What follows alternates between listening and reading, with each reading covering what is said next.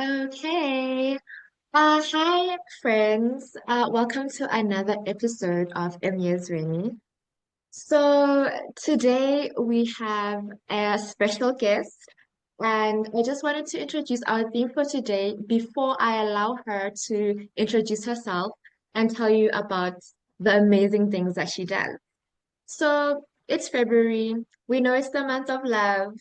But then, as I was contemplating the whole concept of love, I was just thinking about what the meaning of love is, especially with all that is happening in the world.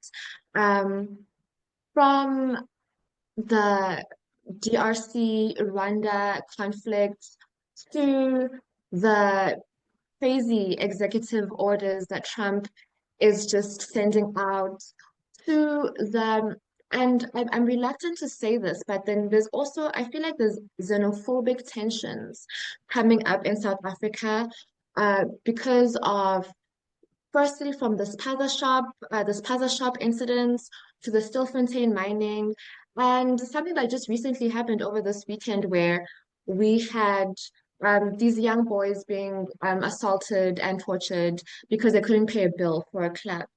So I found myself just feeling very exhausted and overwhelmed with all the negative things that are happening in the world. And I felt that it's important that maybe the love that we focus on instead of romantic love, because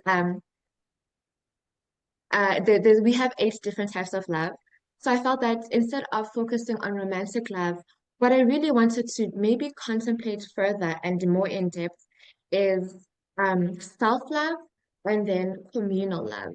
Because I honestly feel that those two types of love um, are they have a very strong connection. They're very connected. So because of that, I felt that the best person to invite for this episode would be my guest, Sheena. And just to give you a little bit of background, I just recently met Sheena, and I feel that um, her way of living and the work that she does has truly been so inspiring. And honestly, I feel like very important in light of everything that's happening in the world right now. And I feel that we need more people like her. We need more people with that kind of spirit. So before I reveal too many things, uh, hi Sheena, thank you for coming to my podcast. Um, Thank you so please much for just having me, Rachel. thank you. Please just introduce yourself to my followers, listeners, viewers. So I am a lawyer specializing in alternative dispute resolution. So I practiced for the first 10 years of my career in a traditional sense, as an attorney. I went through some life experience myself that made me look at the legal system from the inside out as a party rather than as a lawyer. I had been helping people in divorce for 10 years when I went through my own divorce. And I can only describe being a party to the system as what the hell is this? So you don't always appreciate what people are going through. You are dealing with them with a very objective mind, but when you subjectively go through the system, and my first marriage comprised domestic violence, and I had a 3-year-old daughter. I'm a disabled person. I have a walking disability, which made me, in some senses, more vulnerable than others. But I found that even as a practicing attorney, which comes with an extraordinary amount of power, as opposed to the kind of power that other people might have because you have knowledge and you have resources and you have networks and that kind of thing. Even with all that kind of power, with supportive networks, with a supportive family, I found it difficult to get out of that marriage for 3.5 years, which meant that an unnecessary amount of damage and injury was done to myself and my daughter in the process. And I just found that there wasn't real help for someone in my position. And I started to really look at the way we try to pursue justice. And once I'd recovered from that, and I'd actually gotten remarried and had a second child, I decided to, I suppose I might have not languaged it at the time, but I decided to alchemize my experience, the pain I'd had, and kind of infuse it into my legal skills, and thus started an almost two-decade further career in alternative dispute resolution and mediation.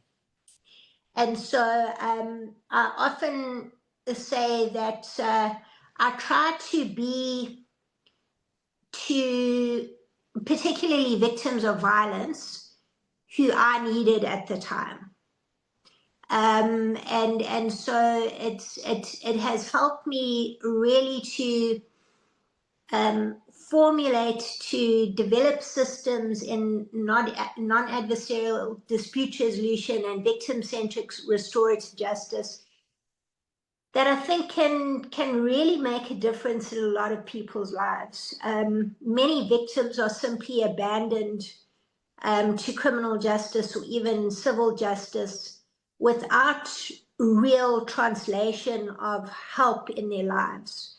The kind of help they need getting to safety, getting to healing, getting to resources, and that kind of thing. And if our solutions, particularly in violent situations, live on the other side of proof beyond a reasonable doubt that this person did to you what you say they did, then very few people get the kind of help that they actually need. So that's the one thing. So my practice in mediation was largely built on mediating divorces. But I had taught law from the beginning of my career, so I always felt strongly, identified strongly as an educator. And so from teaching law and developing programs as a subject matter expert at university level, I then started also to alchemize my pain into to developing the kind of things that I teach in mediation, restorative justice, transformative justice, and that kind of thing. And it's very much benchmarked against national and international best practice. But I've also I've had the I suppose courage, you might call it, to venture into other areas and to use ADR in constitutional matters. So through the work of myself and a handful of other lawyers and mediators, we've managed through ADR systems to secure land, housing, and services for around 10,000 Shaktuela families in South Africa who were facing violent eviction. I've used ADR systems in administrative law disputes, in environmental disputes. So the very typically well-known applications of mediation are divorce mediation, commercial mediation, and labor mediation, which are really growing in momentum and provide access to justice, particularly to vulnerable persons who might not be able to afford the kind of attorneys that would help them win in court and get the solutions that they need in court and that kind of thing. Yeah, so there's a typical kind of applications of mediation, but then I've managed to have the kind of appetite to take the risk and to say, no, we can venture into this territory or that territory. And as you know, we've used the amicus curiae application in many constitutional matters.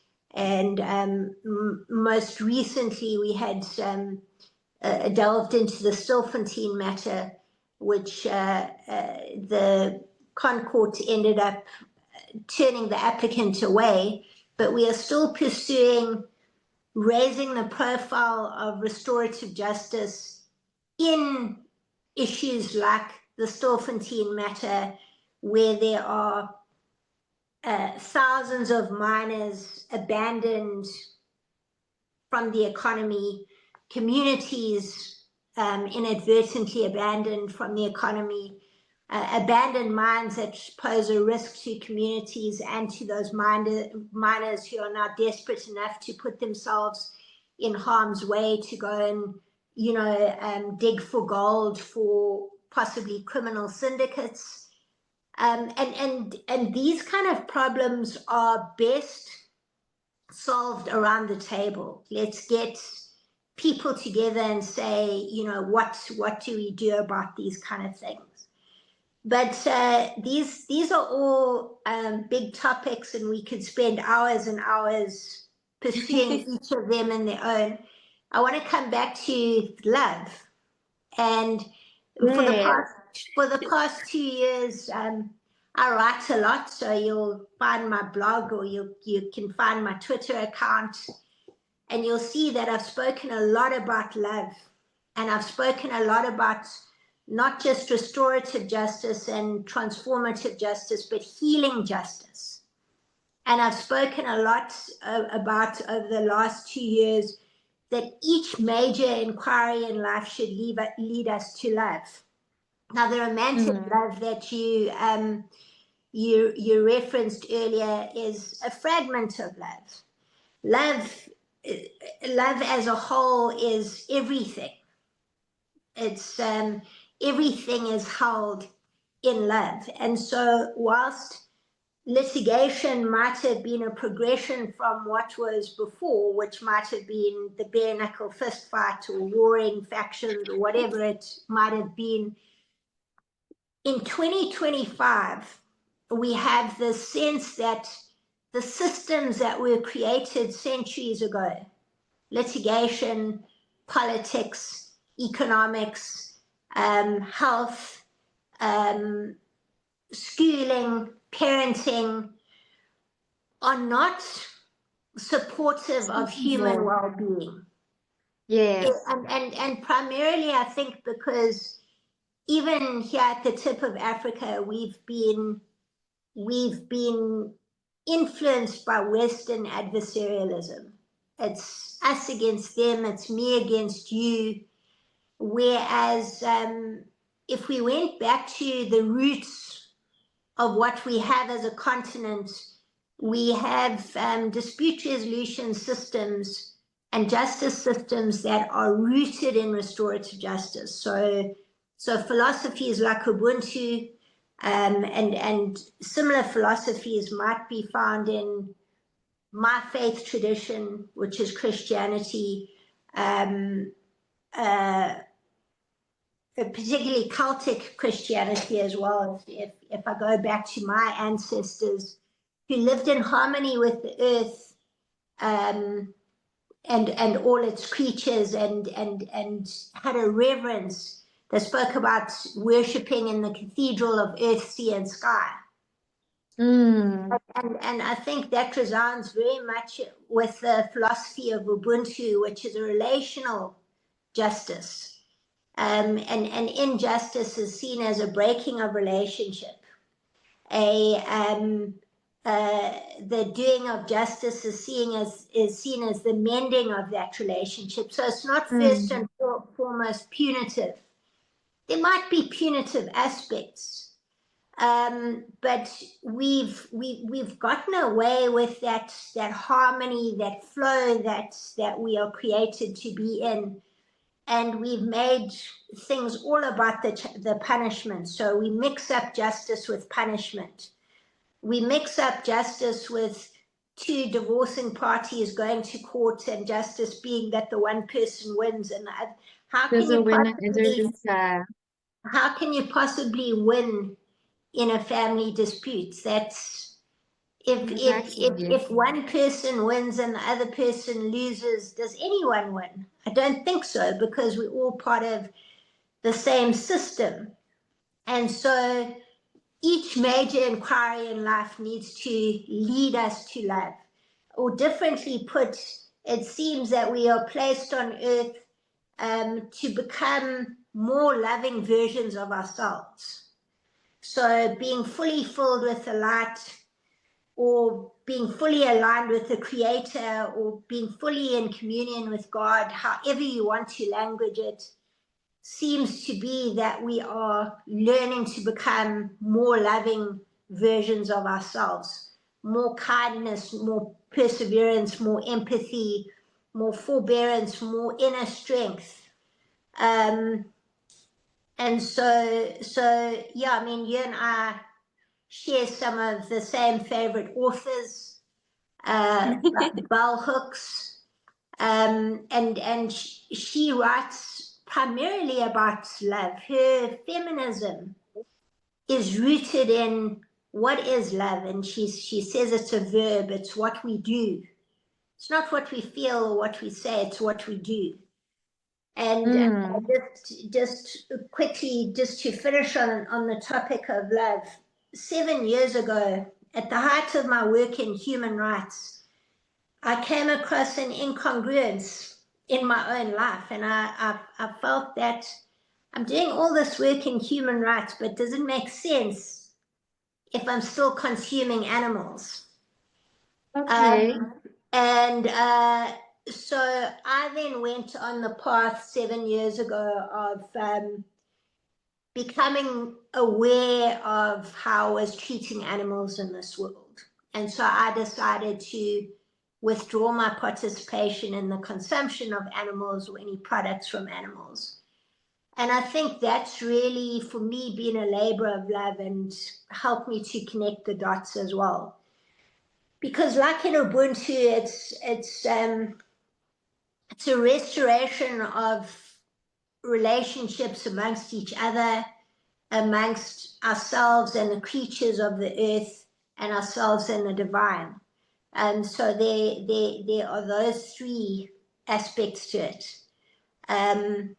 Yeah, but I've gone on for a long time now, and there's a lot more I suppose I could say, because I'm very passionate about the work that I do. But let me allow you to ask the questions. No, so literally, I'm so glad that you went on because this is why I felt that you would be the perfect guest for this topic, for this theme. Um, I don't even know how I'm going to ask my questions now because I think you kind of answered them before I got to ask because I was going to ask I was going to ask for suggestions on how we could be better at loving. We could be better, we'll call it citizens of love, where we are in harmony with nature, in harmony with the people around us, in harmony with ourselves. And I think you've said so much speaking to that. And I think now what I'm curious about, you used the word alchemize quite a couple of times. And I really maybe wanted to go to that because um and you also mentioned that our life's purpose, what we are here on earth is to grow in love, is to become more compassionate and more empathetic. But now, so I think basically my question then would be how do you become more empathetic? How do you become more compassionate? How do you grow in love when your constant reality is just is hatefulness, is maliciousness, is cruelty. So many human rights violations happening daily.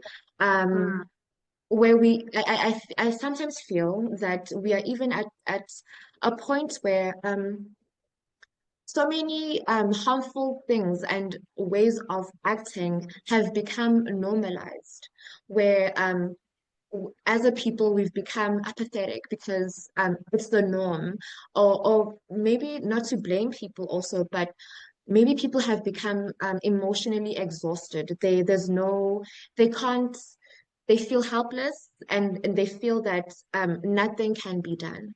So mm. maybe I just like um your insight on how do you grow in love in such an environment? How do you, when things are constantly breaking you, how do you Mm. then um use that to just like expand and grow? And yeah, expanding the vessel is actually a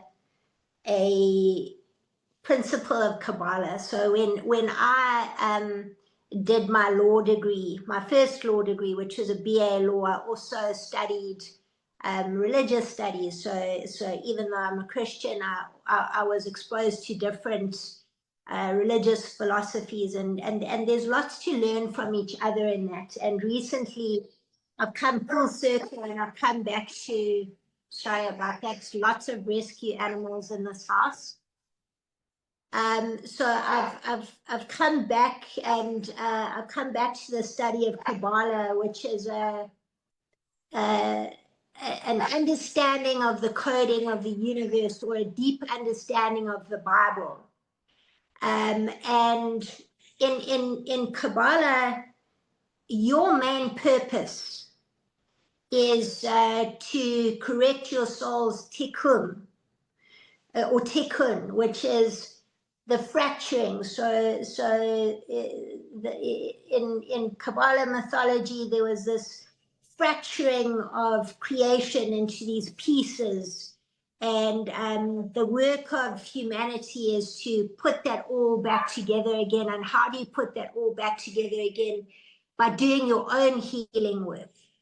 And Carl Jung, the psychological philosopher, also said the greatest gift we can give to the world is to do our own healing work. So it's never about fixing other people. It's always about, first and foremost, healing ourselves, expanding our own vessel to let in more light. Because the more light we let in, the more light we are able to share with others. And understanding that the Creator is the full spectrum of light. So everything that you need, every provision that you need, every kindness that you need, all the love that you need is contained within that light. So the first thing that I would say is the most important work that you can do in this world is your own healing work. We all come to this world to heal something in our souls. And in healing that thing in our souls, we are sharing that healing with others. That's the only way we can do it. And Carl Jung says there are two ways to meet love. When we're talking about love in its fullest sense, as you said in the beginning. So not just romantic love, that's just a fragment of love. Compassion is a fragment of love. Love in the fullest sense, that love is everything. The most important work we can do is our own work. And he says there are two ways usually we come to that own work. And that is either through suffering or through a luminous experience. Suffering is a car accident, the loss of a loved one, but in Kabbalistic thought, if every soul's going to get to where they need to be, which is the fullness of love. But we can take the long way, or we can take the direct way. The direct way is by learning how the universe is structured. The universe works according to certain law. which is love, joy, peace, compassion, empathy, a sound mind, forbearance, endurance, all that kind of thing. So the more we default to that, the more we are expanding the vessel to let in more light. So I was paralyzed as a baby from the neck down at age 11 months. And while I was going on this journey of Kabbalah, so in Kabbalah, you don't have issues of betrayal because someone betrayed you. Someone betrayed you because your soul had an issue of betrayal. So, and it's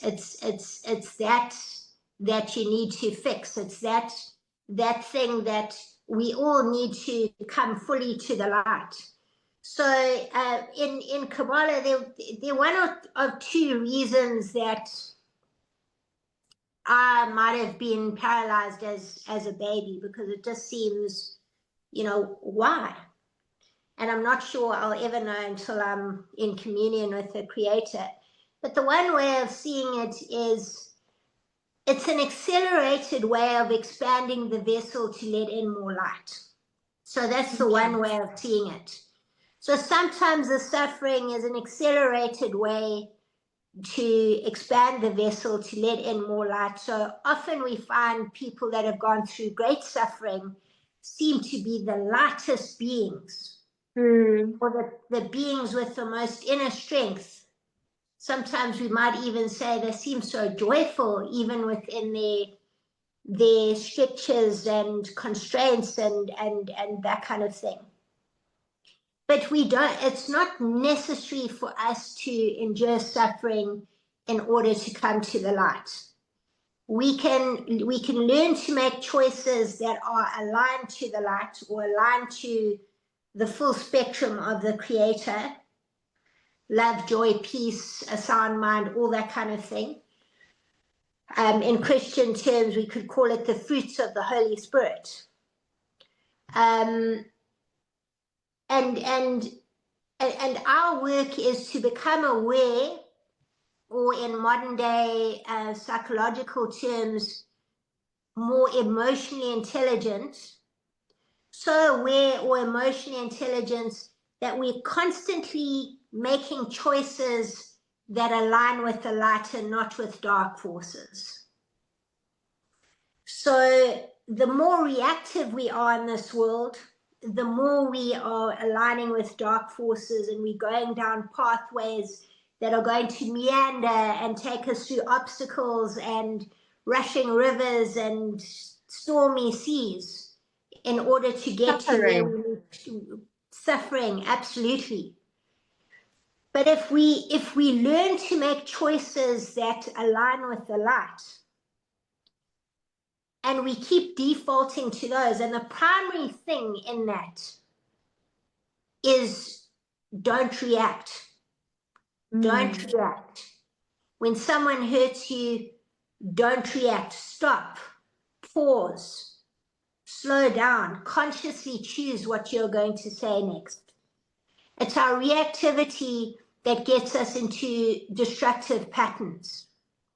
And one of the most destructive systems of reactionism is litigation. Litigation takes us down very dark pathways. It is so destructive. So in law, there's a way to practice law. For now, it's an alternative practice, which aligns more with the light, with love, joy, peace, a sound mind, empathy, compassion, and that kind of thing, than what litigation does, which takes us down very dark pathways. It tends to be unhealthy for lawyers. It tends to be destructive to clients. In the legal, in the legal profession, we find that that there's such a proliferation of substance abuse and depression and suicidality and that kind of thing. It's a hard profession, which keeps us in the reactionary state, fight, flight, or freeze. If you go into court, remember, those are emergency states. Those are not our creative states. We're not regulated Yes, as a person. Yes. so if I'm being reactive, I'm not being proactive. Proactivity is the creative state. That's where we become like the creator. We can become creators in this world. We can be builders in this world, edifiers. When I'm being reactive, I'm tearing down. Chaotic energy. I'm destroying. I'm choosing, maybe unconsciously so, but I'm choosing the dark path, the meandering path, the path of suffering, and we don't have to. And if I sound like I've got this all figured out, I'm still learning. I'm still learning, and the way that I'm still learning is that I see what I do as lifelong learning, and I engage in spiritual edifying practices each day. So I have a prayer meeting every day, or meditation. It's an interfaith meeting with my mediators. Anyone can come, not just mediators. Some parties to disputes have also come over the years. So that for me is, I start the day with a grounding, healing practice, consciously seeking to be filled with the light of the Creator. And I have to do that daily. I have to do it daily. Otherwise, I can become filled with the trauma of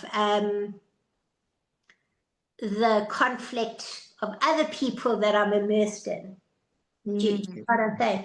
I also make sure that I have a daily physical practice. So for me, it's long distance swimming and also powerlifting, and I'm competing as the first para powerlifter in KZN at SA Nationals on the 1st of April.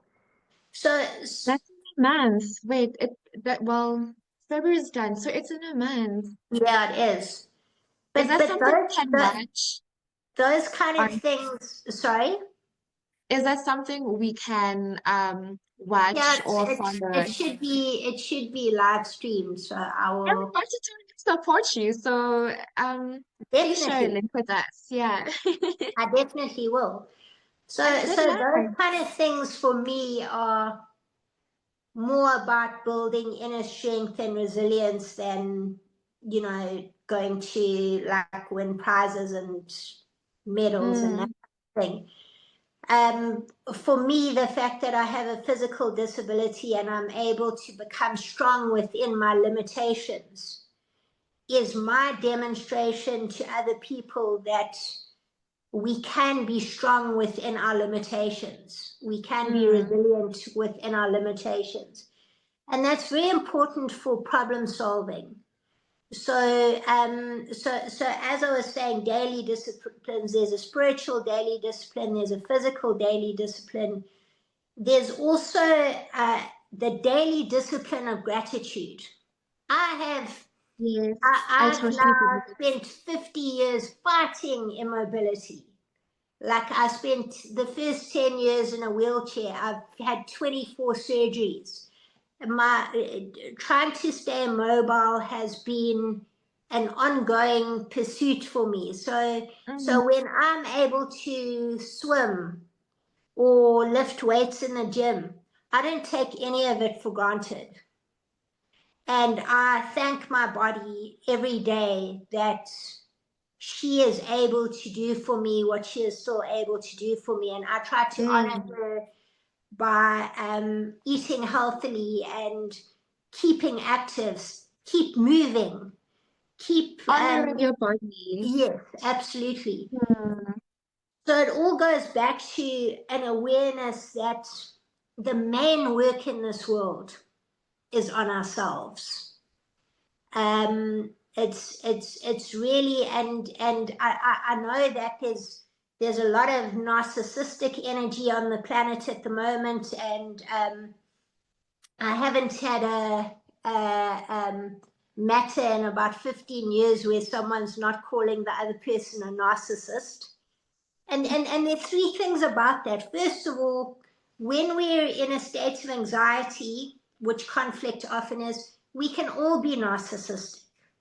It's self-centered, it's self-focused. That makes sense. The other thing is that there's a narcissistic energetic on the planet at the moment. So when I'm talking about doing our own self-work, it's not that.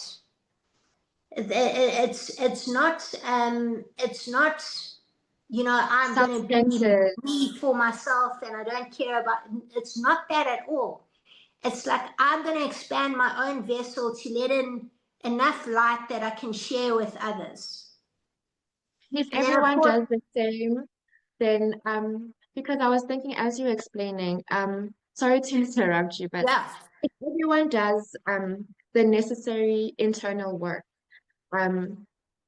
as much as it's internal work, it's also group work. So if we're all just doing the work that needs to be done on ourselves, um, it just we are all on a journey towards healing. We are on a light path, like you mentioned, where we are doing things that are healthy, holistic, instead of I don't know, cruel and just dark, and just going to the reactionary dark side. stuff. Yes. So as much as I understand what you say when you say it's not in a narcissistic way, because yes, it's self-work, but then it really is self-work, but group work at the same time. Absolutely. Yes. The extent to which I improve my own life in that way, in an edifying way, in a loving way, in a constructive way, I am affecting people around me's lives in a different, in the same, to the same extent. So if I'm improving my life through my own inner work, that's having an effect on those around me. Yes. And that's how we build community, and that's how we build a global community, but and a loving global community. And we say, how can I contribute to peace on earth? Well, I want to, and maybe I can leave you with this as a parting thought, is that the wisdom teachers would say that if we're at war with one person in our lives, then we are contributing the same energetic into the whole system that it requires to run war in this world. Sorry if I lost you there. So if we're at war with one person in our life, we're contributing the energetic that is required to sustain war in this world. But the wisdom teachers are saying there's a corollary to that. If I'm building peace in one situation, with one person in my life, in one community, I'm contributing the energetic it takes to establish peace on earth. That's why the work of the mediator is so powerful. You don't need to be mediating global geopolitics in order to be increasing peace on earth. You simply start with what's in front of you. Like when I decided to go vegan, it was like, this is what's in front of me. I know these are sentient beings. Deal with that. If I'm choosing one plant-based meal per week, just one plant-based meal, It makes a difference. I'm increasing the peace on earth. So we don't have to be paralyzed into thinking, well, if I can't do it all, I'm not doing anything. We start with what's in front of us, and often it's ourself that's in front of us. Often our greatest enemy is ourself. And then also in an emotional intelligence sense, and also in a deeply spiritual sense, we engage in a lot of unnecessary destructive actions.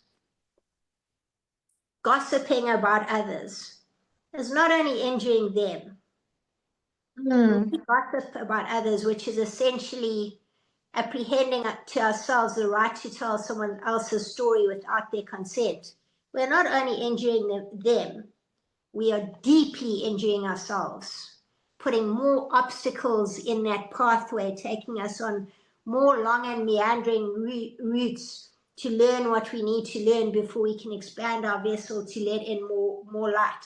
So we can go the Mm. direct way and not engage in harmful practices like that, or we can Make things difficult for continually ourselves. get the quick fix of giving the sauce on this person or that person, or spilling the tea on this person or that person. We need to stop doing stuff like that, because if we only knew how harmful it is, not only to that person but to ourselves. Now, and I think I Um, want yeah, sorry, as you were saying that, I was just thinking that it really is the case of people, I think people are just trying to find just different ways of distracting themselves, I guess, from introspecting and and moving away from clearing the noise in their heads and their hearts. So I think that's why they engage in all these harmful practices, because that's always the easier thing to do than to actually sit with instant yourself. gratification.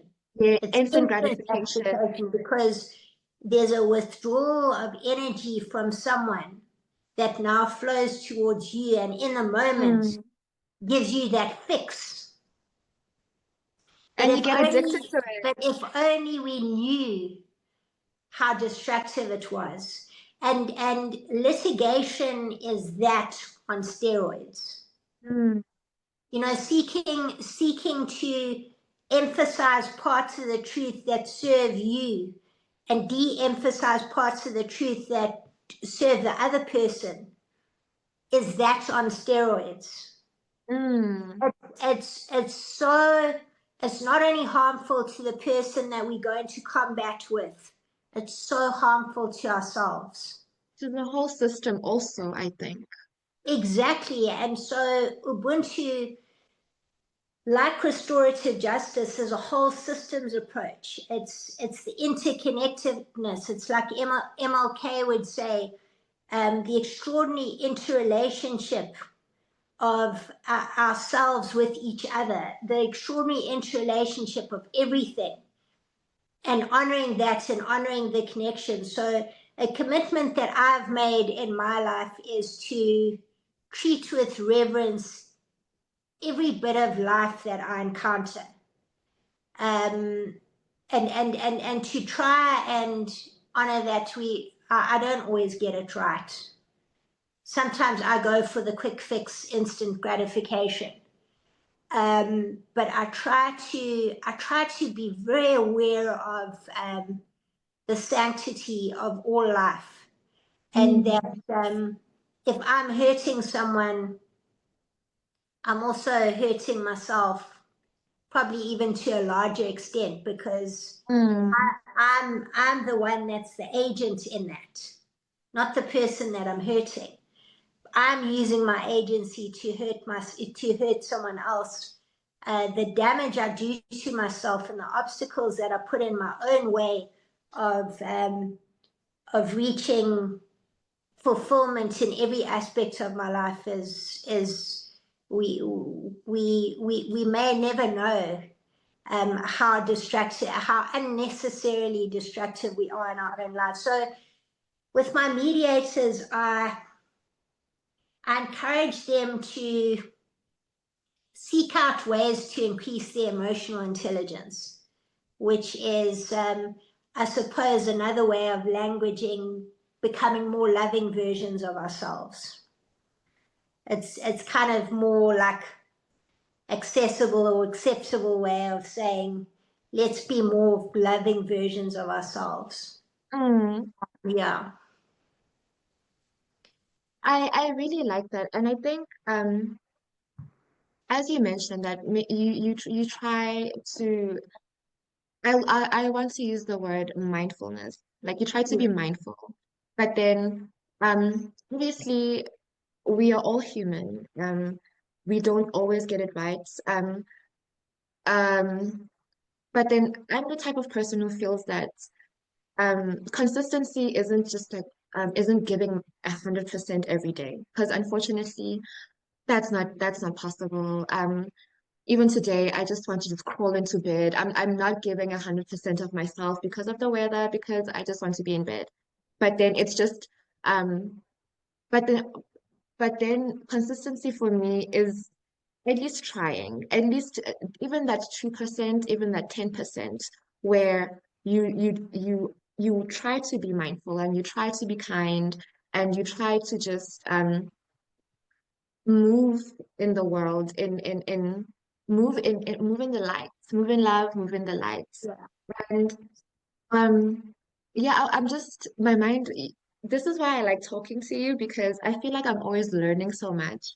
And I feel like there's so much like wisdom you have to offer me because I really because I'm even thinking about how the whole thing of when you are acting in a reactionary state that is harmful.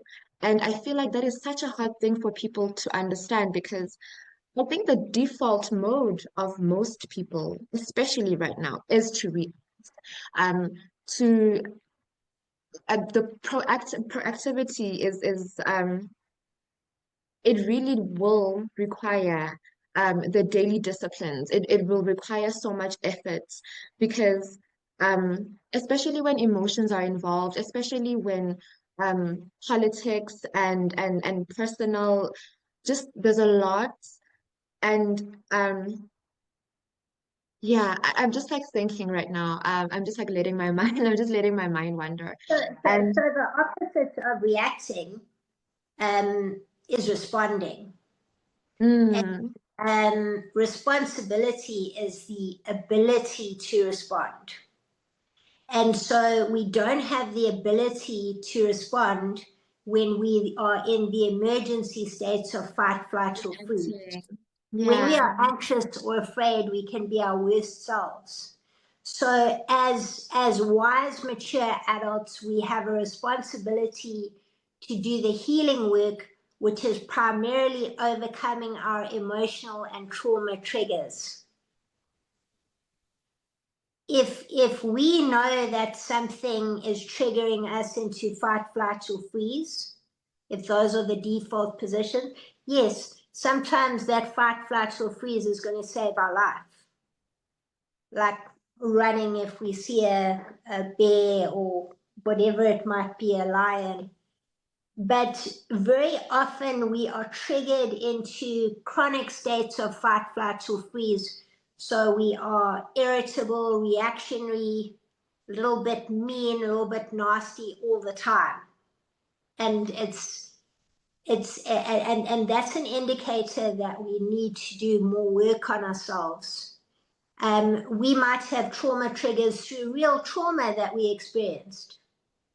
But as adults, it's our responsibility to overcome that and to do our How it healing work. starts. Whether it is whether we seek out spiritual work or we go seek out psychological work, there are many ways to address traumas in our lives. Maybe something of both. I believe it's something of both. I have a psychologist that I will go and sit and debrief with if I've been through a particularly traumatic period of my life. It's healthy.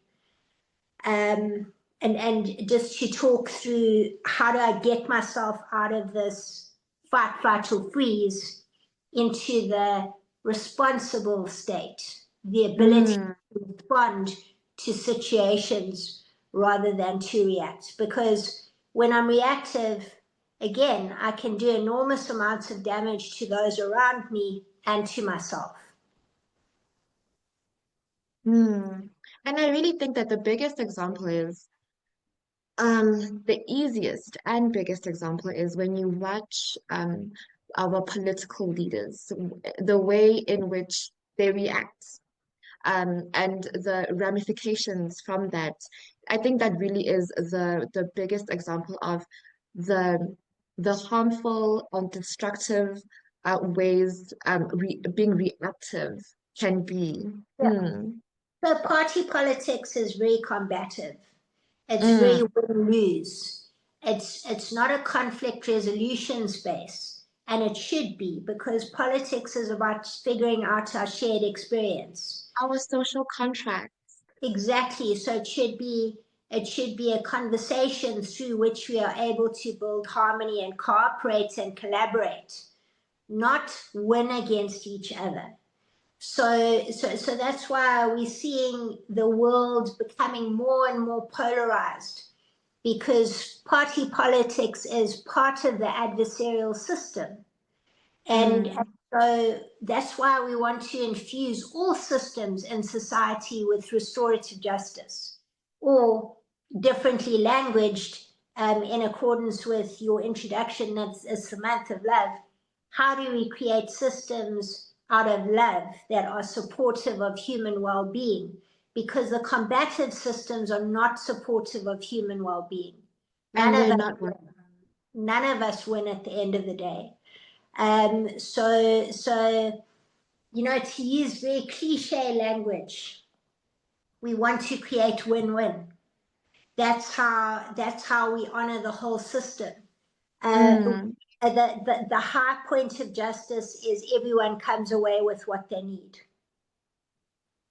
And that's, if we go back to our original states and our original philosophies, like restorative justice, that we find in Ubuntu, and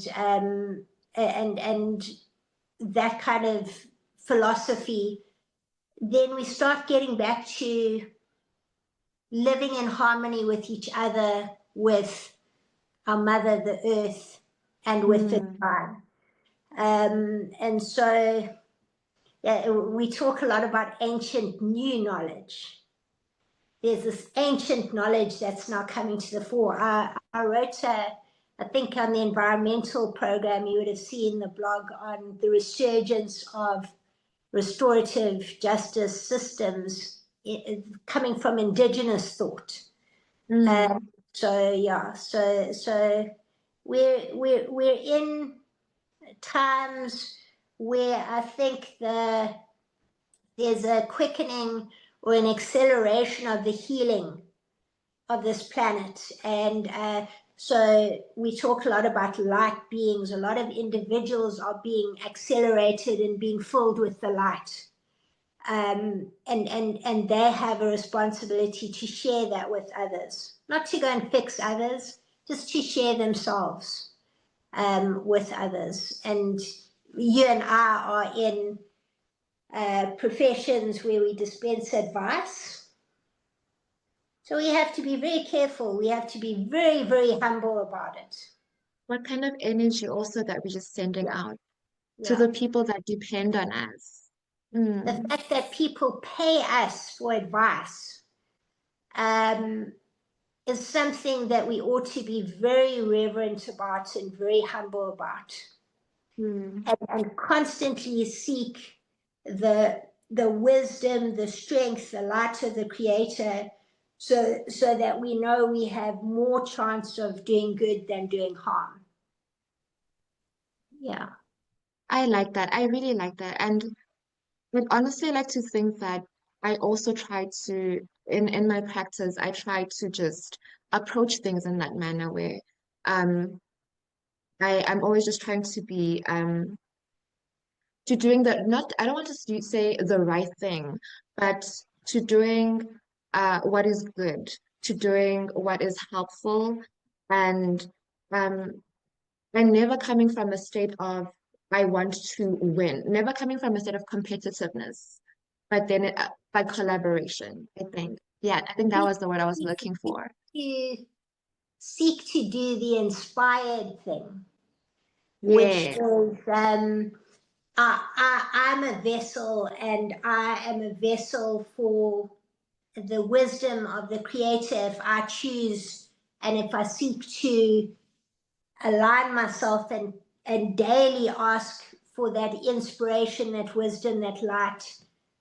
So seek to do that inspired thing. There's a beautiful definition of inspiration that is God's breathing God's breath into you. And that's one way of looking at it. So yeah. Like that. And I feel if more people really just had this in mind, if more people were moving intentionally in that way, we really we'd move towards a more harmonious world, not the world that we currently live in right now. Oh yeah. Yeah. So If everyone on the planet learnt meditation, we'd have peace on earth, because we'd be stilling the inner being of each person mm, on earth, and there wouldn't be this desperation to accumulate, and particularly accumulate at the expense of others and that kind of thing. We need to calm down, we need to chill. and be still. Be still, absolutely. I wanted to, do you think, I'm not sure if there is, but if there isn't, I really think that that's something that we should try a meditation day, like a global meditation day. If there is one, I think that's Set it something up. that should There be we amplified. Yes, Yeah, set it up. I've got lots of people that would join. like to If join. you want to come and check out my daily session in the morning just to see what we do there, it's very, very small. But I'll send you a link and you can maybe join. The next one is going to be Friday morning. Anyone can join. So we do a prayer or meditation. I do an automatic writing practice based on a Mm, prompt. Automatic writing is stream of consciousness writing, so it's inspired writing. And if everyone was doing that for 5 minutes each day, again, we'd have peace on earth, yes, because a lot of the destruction in the world comes from humans' restlessness, inner yes. restlessness. A lot of the destruction in the world, like what's that small little German guy that wrote The Power of Now? You'll know him. But anyway, It's tall. yes. I don't know if that's how you say his surname. Oh yeah. So Mm, he says the problem with humans is that they can't go to their rooms and be still for 2 minutes. And it's true. And in a way, I thought COVID was God sending us to our rooms to think about what we just did. be with ourselves. Yeah, just to be still. Just to be still. And I think we missed a massive opportunity in that, because initially there seemed to be a strong sense of unity across the world. We're all going through the same thing. But Uh, then the frustration there's creeped in. collaboration, and then it deteriorated into Mm, you believe this, you're wrong, you believe that, you're wrong, you're an idiot, no, you're an idiot. and it just it just went became south. so destructive. Mm, Whereas if we had just been still with ourselves in the moment, for a few moments, or like an extended few moments, it could have been a portal opening up for healing in this world, which I think it was in a sense. mhm. Um, I do think the earth healed for a bit, but then unfortunately, um, people just went back to their habits. yeah, we came back with all our nonsense on Mm, steroids. yeah. Yeah, Um, so Sheena, I have to end our episode today. that's wonderful. I'm Thank you. not sure how long we've been talking, but I thank you so much. This really was the conversation that I wanted to have. And I really did pick the best person for it. And Thank I you so think much. my Let's talk viewers will again. see. Thank you. Okay, thank you so much, Nomi, as well. Cheers.